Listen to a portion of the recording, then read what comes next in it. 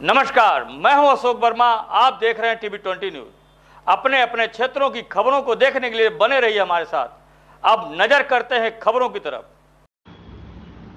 तो खबर आजमगढ़ से, जहां आजमगढ़ के अतरौलिया स्वास्थ्य अधीक्षक ने खोले अपने ही अस्पताल की राज। स्टाफ नर्स की पृष्ठभूमि पर रची जा रही थी साजिश। संविदाकर्मी पूर्व स्टाफ नर्स के इशारे पर हो रहा था बड़ा खेल। बता दें कि एक तरफ जहां स्वास्थ्य मंत्री ने 26 स्वास्थ्य कर्मियों को बर्खास्त कर स्वास्थ्य व्यवस्था को और बेहतर बनाने के लिए प्रयास कर रहे हैं, वहीं एक ऐसा सामुदायिक स्वास्थ्य केंद्र जहां अस्पताल के भीतर रची जा रही बड़ी साजिश। संविदाकर्मी पूर्व स्टाफ नर्स के इशारे पर बड़ा खेल चल रहा था। मामला अतरौलिया सामुदायिक स्वास्थ्य केंद्र का है, जहां अपने ही विभाग और अस्पताल के खिलाफ स्वास्थ्य अधीक्षक सलाउद्दीन खान ने बड़े सवाल खड़े किए और कहा कि अपने तबादले पर बताया कि अस्पताल के अंदर ही मेरे तबादले की पृष्ठभूमि तैयार की जा रही है और मुझे मारने की धमकी दी जाती है।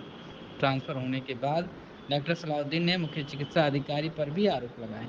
आइए सुनते हैं कि डॉक्टर स्वास्थ्य अधीक्षक डॉक्टर सलाउद्दीन खान ने क्या कुछ कहा। देखिए, विवाद पाले थे यहाँ जो पहले भूतपूर्व अधीक्षक रहे हैं डॉक्टर शिवाजी, लंबे समय तक यहाँ अधीक्षक रहे हैं और अभी हैं। उनका करीब 14 साल हो गया है यहाँ पे रहते हुए अतरौलिया सीएससी पर।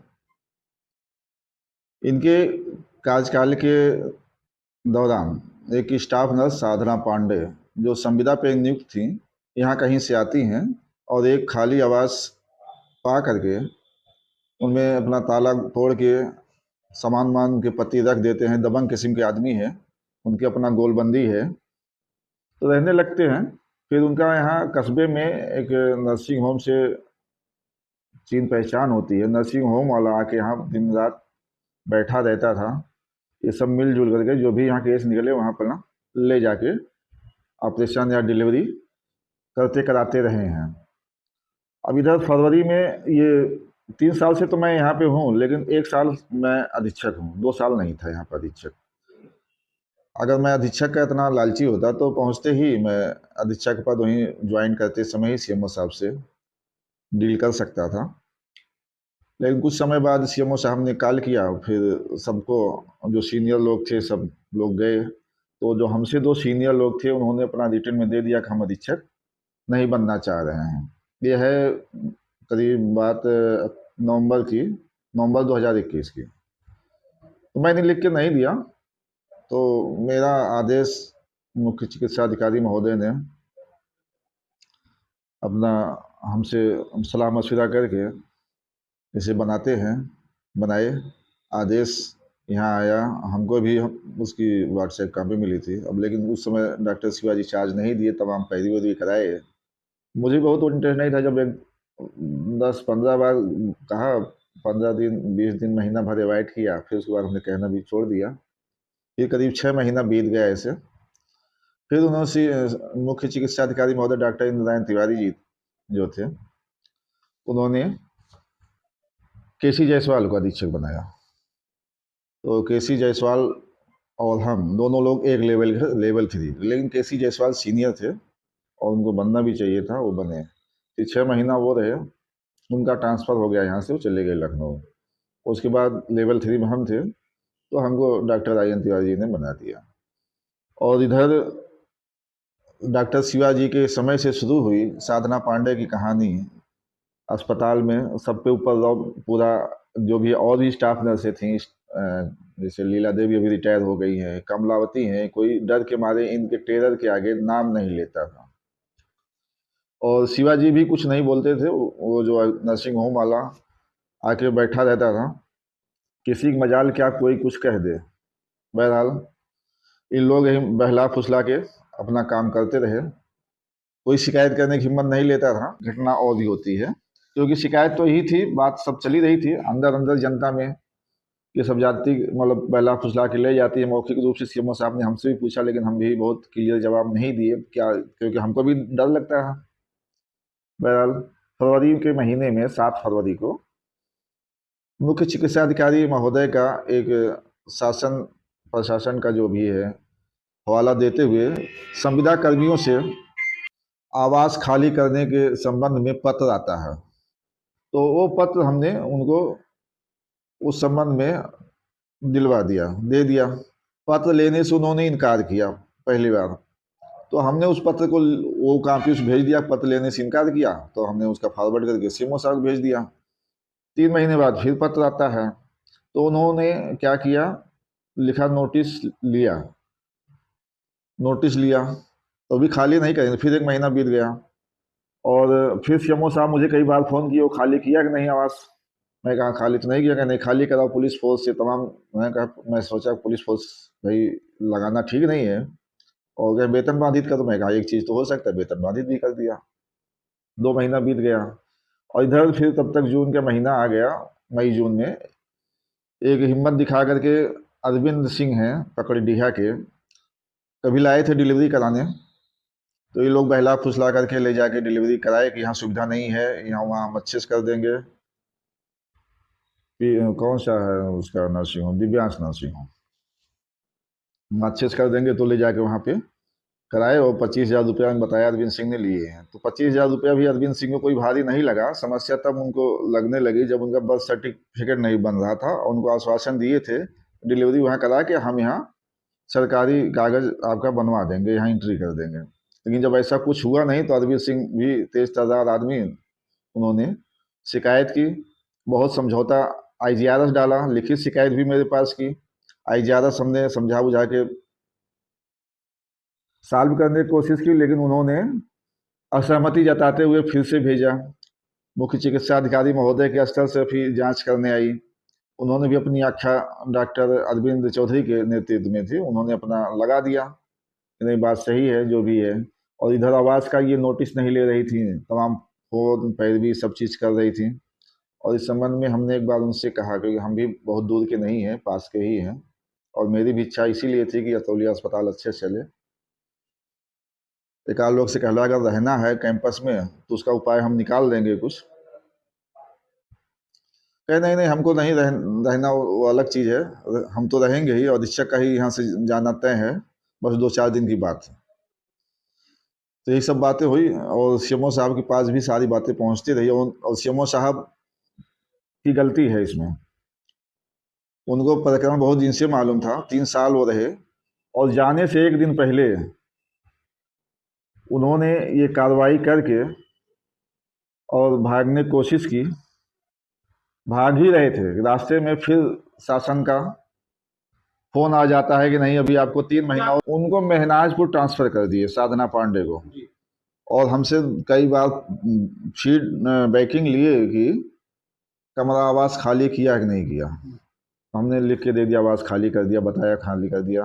हाँ, तो उनको नोटिस बहुत पहले लगता है, संपर्क गए थे। हाँ, तो हमको इतना नहीं मालूम था कि इतना मतलब सख्त मतलब आदेश, क्योंकि सीएमओ साहब कहीं जाके हाई कोर्ट में या किसी कोर्ट में खड़े हो गए थे इसी आवास के चक्कर में, तो उनको भी बड़ा लग रहा है कि सारा व्यवस्था दुरुस्त कर जाए। लेकिन ऐसे लोगों का मामला 1 आध महीने पहले ही हल करना चाहिए, ताकि वो अधिकारी जो है, जो नीचे के और वो मिलकर संभाल सकें। अब हुआ क्या, महनाजपुर के लिए आदेश बन गया। हम यहाँ जब आदेश रिलीविंग का आदेश दे रहे हैं, तो हमको धमकी दे रहे हैं बाहर निकलिए। तब है इनके पास पिस्टल है और रिवॉल्वर भी है, उसका भी सबको धमकी देते रहे हैं। बीपीएम शिव कुमार यादव थे, इनके दहशत और गाली गलौज और धमकी से अतौलिया आना ही छोड़ दिए। बेचारा वो इधर तो आता ही नहीं कि जहाँ पा जाएगा हमको मारेगा। लेकिन बीपीएम यहाँ से हट गए और सुलह समझौता की वही बात हो रही थी, हैं कि मतलब 2 लोग मिलजुल के रहें। मतलब जो कैंटीन है भाई, वीडियो बनाना अच्छी बात नहीं है, तो इसमें फिर यही घनश्याम पांडे और ये सब लोग जो है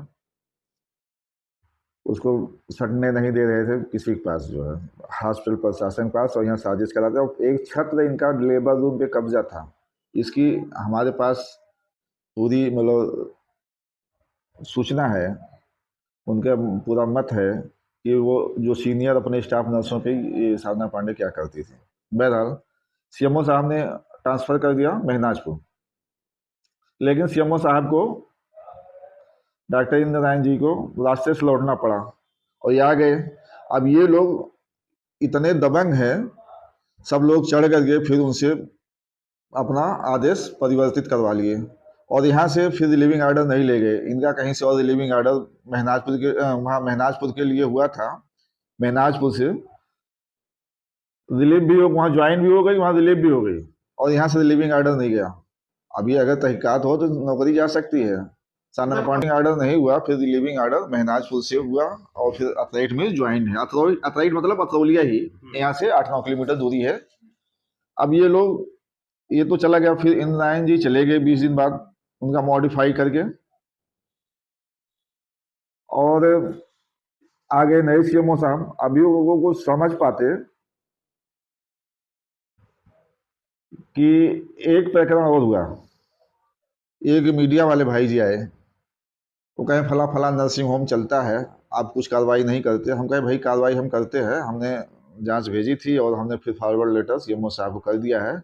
और एक मुख्य डिप्टी सीएमओ आए थे, कुछ बंद बंद कराए थे, कुछ कार्रवाई किए थे। भाई वो सब अपना करते रहते हैं उसमें, या मुझसे कहेंगे तो मैं करूँगा, मैंने ऑर्डर भेज दिया। तो कहें कोई प्रमाण दीजिए, हमने लिखा, हमने प्रमाण दे दिया। हम कहें देखिए यहाँ से ईमेल भेजा गया है। तो वहाँ जाके उन्होंने डिप्टी साहब को वो दिखाया।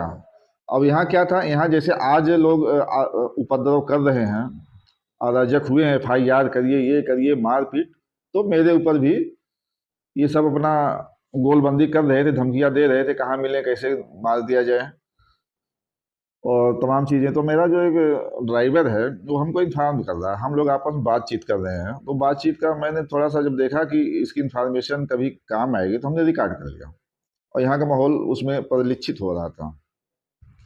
तो हमने अपने सीएमओ साहब को और डिप्टी सीएमओ जो है अरविंद कुमार जी को भेज दिया। तो हमको अंदेशा है कि वो जो वीडियो ऑडियो चिल्लाते हैं, वो तो रस्सी का सांप बना के प्रस्तुत की गई, उसमें कुछ नहीं। वो सब आम पब्लिक, आम लोग, सभी लोग उस तरह की बातें तो रोज करते रहते हैं।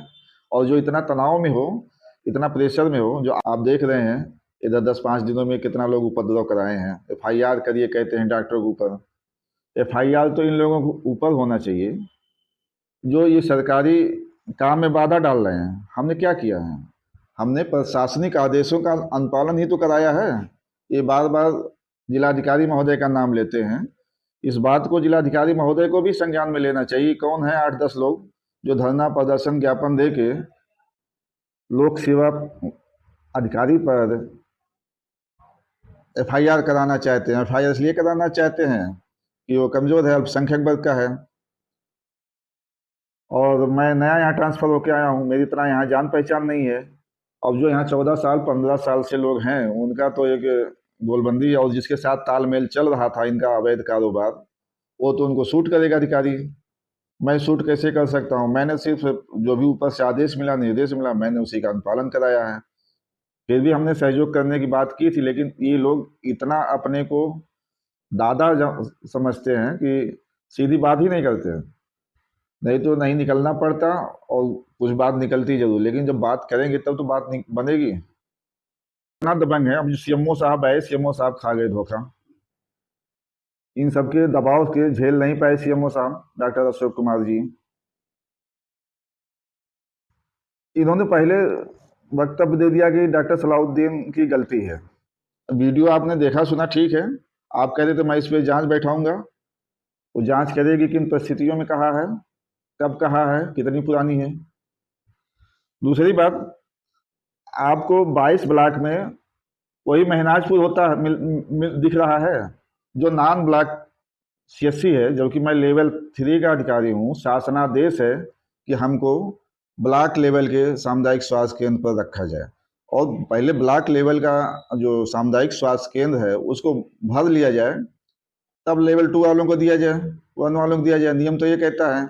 और वहाँ ऑलरेडी पहले से नॉन ब्लॉक है। अब नॉन ब्लॉक पर तो मेरी पोस्टिंग बनती नहीं। अब कोई सहमति से वहाँ पे कार्य कर रहा हो, जैसे जो डॉक्टर साहब हैं, सुना है कोई भी लेवल 3 में है, लेकिन वो लेवल 4 के लायक है। भाई उनका प्रैक्टिस वगैरह कुछ वहाँ जमा होगा कि ये जमाया है, यहीं छोटे बन के पड़े रहें, उनका बना इशू है। लेकिन भाई जो जिस लेवल का अधिकारी है, उस लेवल का वो पोस्ट भी चाहता है। और सबसे बड़ी डुबोनी वाली बात, मुख्य चिकित्सा अधिकारी कार्यालय और सामुदायिक स्वास्थ्य केंद्र अधीक्षक कार्यालय को डुबोने की ये बात है कि मेरे ट्रांसफ़र का आदेश महनाजपुर ही बनाया गया। और ऐसी स्थिति में बहुत सारे अधिकारियों को आप लोगों ने सुना होगा कि सुसाइड कर लेते हैं, लटक जाते हैं। स्थिति वही है। लेकिन मैं इतना कमज़ोर नहीं हूँ कि ऐसा कुछ कदम उठाए, नौकरी भले छोड़ दूँ, कुछ भी हो जाए। उससे परेशान किया गया। मैं यही सीएमओ साहब से अपने जानना चाहता हूँ। अगर हाँ, एक चीज़ और अब कहूँगा कि बात उनके समझ में आई नहीं, इसलिए जो भूतपूर्व मुख्य चिकित्सा अधिकारी हैं और जो आए हैं नए मुख्य चिकित्सा अधिकारी और डीएम साहब भी हैं, तीनों लोग बैठ करके इस प्रकरण को देख लें कि एफआईआर किन लोगों के ऊपर होना चाहिए, कौन लोग अराजकता फैला रहे हैं, सरकारी कार्य में बाधा डाल रहे हैं, मेरे ऊपर होना चाहिए। तो बिल्कुल फर्जी शिकायतें करने से क्या होता है भाई, जांच तो होना चाहिए, कोई आधार होना चाहिए। आप कि मैं किसी से रिश्वत या कमीशन वसूली करने गया हूँ कहीं। हाँ, दूसरी चीज़ शिकायत की, हर शिकायत इन पर जांच होना चाहिए। अभी मेरे विरुद्ध इन लोगों ने शिकायत भी कर रखी शासन में, और शासन की जांच अभी सीएमओ ऑफिस से और एडी ऑफिस से कहीं से भी उसके लिए जांच समिति बनी ही नहीं। अब बनी है तो अभी जांच हुई नहीं, और इधर पहले ही ट्रांसफर कर दिया गया। ये भी एक नियम विरुद्ध कार्य है। और दूसरा नियम विरुद्ध तो यही है कि जब वो ब्लॉक लेवल का मेरे लिए है ही नहीं तो वहाँ क्यों कर दिया गया। ऐसे बहुत सारे ब्लॉक लेवल अभी जो लेवल 1 और लेवल 2 के लोग अधीक्षक बने हुए हैं, पहले मेरी पोस्टिंग तो वहाँ होना चाहिए थी। लेवल 1 का किन परिस्थितियों में बनाया जा रहा है ये आप लोग समझ सकते हैं। और बाकी ऐसा नहीं है कि हम लेवल 3 में हैं, हम कुछ अलग मतलब उनको कष्ट देंगे किसी भी उच्च अधिकारी को। लेकिन हम ये चाहते हैं कि नियमानुसार सिस्टम चले। जो सीनियर हैं उनका भी सम्मान हो, जो उनसे जूनियर हैं उनका भी, सबका एक अपने अपने सीनियरिटी के हिसाब से सम्मान होना चाहिए। यही कि हम यहाँ लोग पटाखे फोड़ रहे हैं कि हमको जहाँ अधीक्षक भेजना चाह रहे थे हमने अधीक्षक को वहाँ भेज दिया, जबकि मेरा ऐसा कोई रोल नहीं है इसमें। इसमें मुख्य चिकित्सा अधिकारी महोदय ने अपना किया है। या आप आके बता दें मुख्य चिकित्सा अधिकारी महोदय जो पहले थे डॉक्टर इंद्र नारायण तिवारी जी, कि मैंने किसी सीएससी का नाम लिया है कि इनको यहाँ पे कर दिया जाए। और मैं चाहता हूँ कि एक बार, ये मामला बहुत गंभीर है, लोक सेवकों के लिए ऐसी घटनाएं बार बार होती हैं। ये लोग जो लोकल स्थानीय लोग हैं ये तंज कसते हैं कि हमने फलां को, जहाँ हमको कर रहे थे हमने उनको ही भेज दिया रसातल में। तो ये जो है सिस्टम टूटना चाहिए। लोक सेवकों का भी मनोबल बना रहे। बाकी तो हम लोग जनता के सेवक तो हैं ही, उसमें कोई कमी नहीं होती है। हमारे यहाँ तौलिया हमने मतलब अपनी 3 साल सेवाएं दी हैं। आम जनता को हमने पूरी सेवा दी है। जो अराजकता फैला रहे हैं, जो स्वार्थी लोग हैं, 10-12 लोग जो मिले हैं, भाई जिसका स्वार्थ है, जिसका लाखों रुपया यहाँ से बन रहा था, उनका कष्ट तो होगा ही। तो उनके 10-12 लोग अपना जो कर रहे हैं, बाकी आम जनता से कोई लेना देना नहीं है। हमारे उससे प्रयासों से सबको दवाएं मिल रही हैं, भीड़ बढ़ रही है।